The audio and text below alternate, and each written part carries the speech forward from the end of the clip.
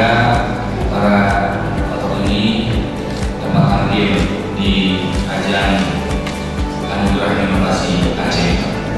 Sekali lagi saya ucapkan selamat dan terima kasih kepada tim yang telah meramu sedemikian rupa. Tentunya di awal tidak seindah di akhir. Yang begitu berat tugas tim peramu ini, Rehan dan tim yang tidak mengenal lelah sejak tahun 2021, 2022, 2023 ya. Dengan timnya bekerja sangat luar biasa, mengusahakan pagi, siang, sore, malam, bahkan mungkin di rumah masih kerja. Ini kerennya. Ya, terima kasih atas supporting dari Pak Dir.